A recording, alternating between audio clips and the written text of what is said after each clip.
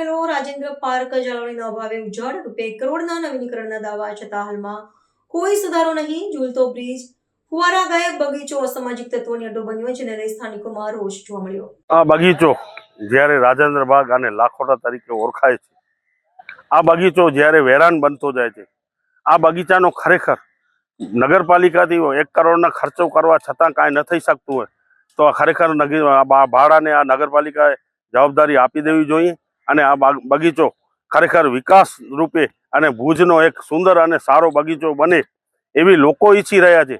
ત્યારે ખરેખર નગરપાલિકાથી ન થઈ શકશે અને કરોડોનો જ્યારે આ બગીચામાં ભ્રષ્ટાચાર થયું છે એવી જ્યારે લાગી રહ્યું છે, ત્યારે તમે જોઈ શકો છો કે દેશીની કોથળીઓ લવ ગાર્ડન તરીકે ઉપયોગ થતો હોય, આવી પરિસ્થિતિમાં જ્યારે બગીચાનું હોય, ખરેખર આ બગીચો ભાડાને સુપ્રત કરી અને આમાં ચોકીદાર ખરેખર નિમણૂક કરવાની જરૂર છે અને ચોકીદાર ન હોય તો આ બગીચાને સંપૂર્ણપણે બંધ કરવું જરૂરી છે. જ્યાં આપણે ઊભા છીએ ભુજનું રાજેન્દ્ર બાગ, જે ઐતિહાસિક બગીચો છે.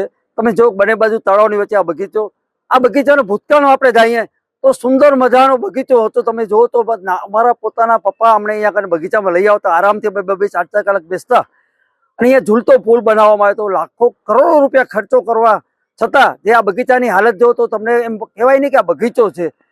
તો શા માટે આ સત્તાધીશોએ આવા ભ્રષ્ટાચાર કર્યા છે? તાત્કાલિક આ જવાબદાર અધિકારીએ તપાસ કરવી જોઈએ અને હું એમ માનું છું કે આ ભાડાને તમે કામ આપી દો, જેથી કરીને સુંદર મજાનું કાર્ય કરી શકે અને લોકો પ્રવાસીઓ, આજે તમે જો તો ઉનાળો આવશે, પ્રવાસીઓ આવશે, ક્યાં બેસશે બધા?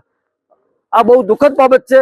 આ બિલકુલ ચલાવવામાં ના આવે અને અસામાજિક તત્વોનો અડ્ડો બની ગયો છે. તમે જુઓ તો અત્યારે બગીચામાં લેભાગુ માણસો આવી અને ખોટા કામ કરી રહ્યા છે, દારૂ પીવાઈ રહ્યો છે. કચ્છ પોલીસ પણ કશું આ બાબતમાં જોતી નથી. બગીચામાં લાઇટોના પણ ઠેકાણા નથી, ચોકીદારો પણ કાગળ ઉપર હશે તો ખબર નથી, પણ આ બિલકુલ ન ચલાવવામાં આવે અને જે કોન્ટ્રાક્ટરે કામ કરે છે એની તપાસ કરવામાં આવે અને ફરીથી આ બગીચો ભવ્ય બનાવવામાં આવે એવી હું ખાસ વિનંતી કરું છું.